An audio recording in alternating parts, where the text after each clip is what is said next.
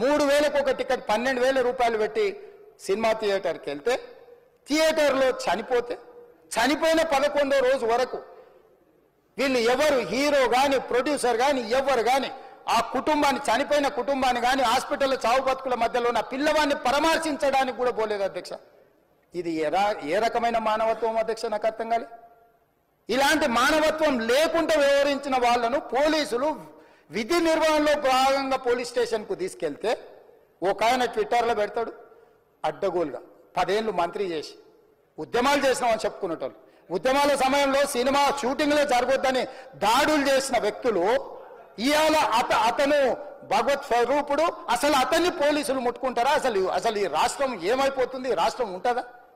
ఈ రకంగా రాజకీయ పార్టీలు అధ్యక్ష, రాజకీయ పార్టీలు ప్రజాప్రతినిధులుగా చనిపోయిన ప్రాణాల విలువ లేకుండా చావుకు కారణమైన ప్రత్యక్షంగా పరోక్షంగా అయిన వాళ్ళని పోలీస్ స్టేషన్కు విచారించడానికి పిలిస్తే కూడా అది కూడా తప్పుపట్టి ప్రభుత్వాన్ని బద్నాం చేయాలి, ముఖ్యమంత్రిని తిట్టాలని ఎంత నీచమైన భాష వాడింది అధ్యక్ష. యూట్యూబ్లలో మీరు చూడండి.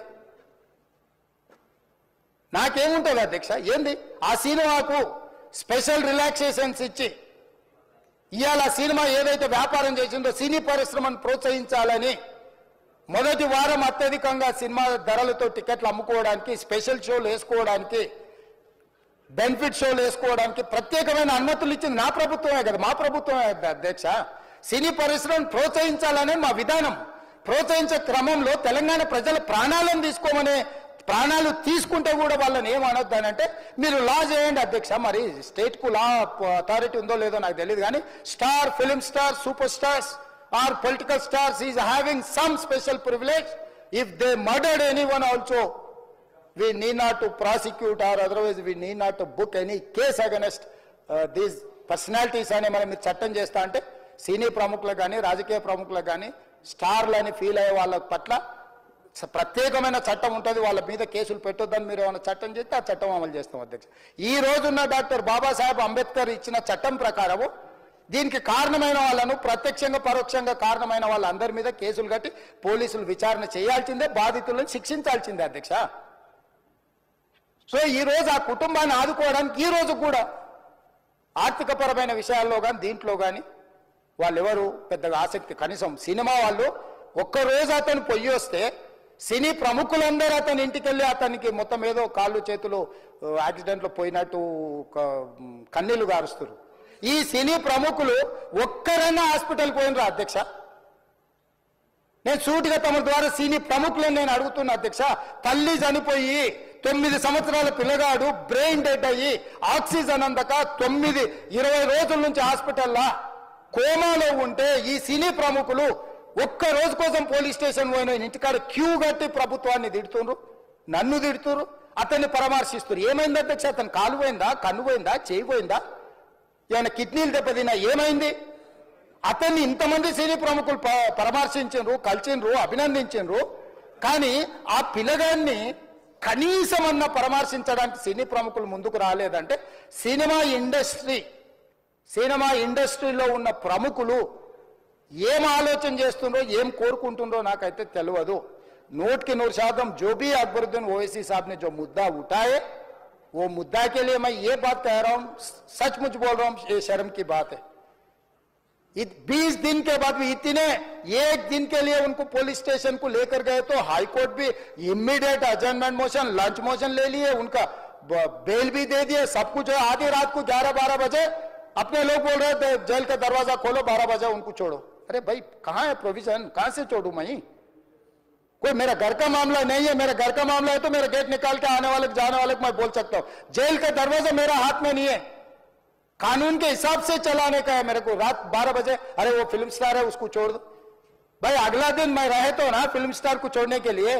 अगर आधी रात को 12 बजे किसी को जेल से छोड़ने का कोई लॉ है तो बोलो, मैं भी लागू करता हूं. तो इसीलिए ये इतने फिल्म स्टार कोई भी दवाखाना तक नहीं गया, छोटे बच्चे को नहीं देखा अकबर साहब. ये ప్రెస్ మీట్ పెట్టడానికి మెయిన్ రీజన్ అంటే, ప్లీజ్ నేను ఎవరిని బ్లేమ్ చేయట్లేదు. Please understand, there is a lot of misinformation, there is a lot of false allegation, wrong అంటే మిస్కమ్యూనికేషన్ వల్ల కూడా చాలాసార్లు జరుగుద్ది. So I just want to tell, I don't want to blame any department or any particular political leader or the government. In fact, government though, we are very, very happy because, మాకు theatre special prices ఇచ్చారని we are actually very happy with them. So ఇది ఏ ఇండివిజువల్కి సంబంధించిన విషయం కాదు. I just want to address everybody that there is a lot of misinformation. నేను ఇలా బిహేవ్ చేశాను, నేను అలా అన్నాను, నేను ఇలా చేశాను అనేది రాంగ్ ఎలిగేషన్స్ పడేసరికి I'm feeling extremely, how do you say, I'm అంతే it's humiliating and character assassination. నేను 20 ఏళ్ళుగా నేను ఎప్పుడు ఇలాంటి ఇష్యూలో 20 ఏళ్ళుగా నన్ను చూస్తున్నారు కదా, నేను ఎప్పుడైనా ఇలా చేస్తానా, ఇలా అంటానా, ఇలా మాట్లాడగలనా? అలా అన్నప్పుడు చాలా బాధ వేస్తుంది. ఎందుకంటే ఓకే అది ఫ్లోలో చెప్పచ్చులే, అది ఇట్స్ ఓకే. ఎనీవేస్ జరిగిందంతా మాత్రం చాలా, there is a lot of wrong information going on, there is a lot of misinformation, lot of false allegation, especially నా క్యారెక్టర్ అసాసినేషన్ చేసేసరికి. సార్ నేను సినిమా చాలా పెద్ద సక్సెస్ అయ్యి ఉండి ఆ సక్సెస్ అంతా పక్కన పడేసి మొత్తం గత 15 రోజులుగా నేను ఇక్కడే కూర్చుని అన్ని ఫంక్షన్స్, అన్ని ప్రోగ్రామ్స్, అన్ని సెలబ్రేషన్స్ అన్ని మ్యాక్సిమం క్యాన్సిల్ చేసేసుకుని, పబ్లిక్ ఫంక్షన్స్ అన్ని పెడదాం అన్ని క్యాన్సిల్ చేసుకుని ఒక్కనే ఇక్కడ కూర్చుని, అరే ఇలాంటి టైం ఎలా ఉండేది, నేను ఎలా ఉండాల్సిన టైం ఇలా అయిపోయింది ఏంటి, నేను ఒక్కనే కూర్చుని 15 రోజులు ఇంట్లో ఎక్కడికి వెళ్ళబోతున్నా, నా ఆఫీస్కి వెళ్ళబోతున్నా, నేను సొంతగా సినిమా తీసా.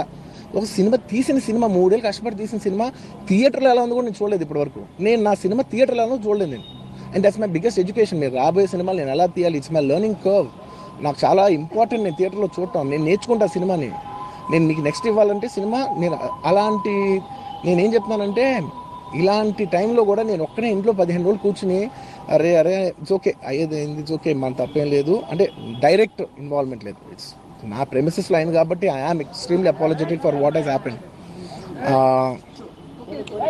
అలాంటిది ఇలా 15 రోజులు కూర్చున్న తర్వాత మీరు ఇలా అన్నారంట, మీరు అలా అన్నారంట, కాళ్ళు చేతులు ఇరిగిపోతే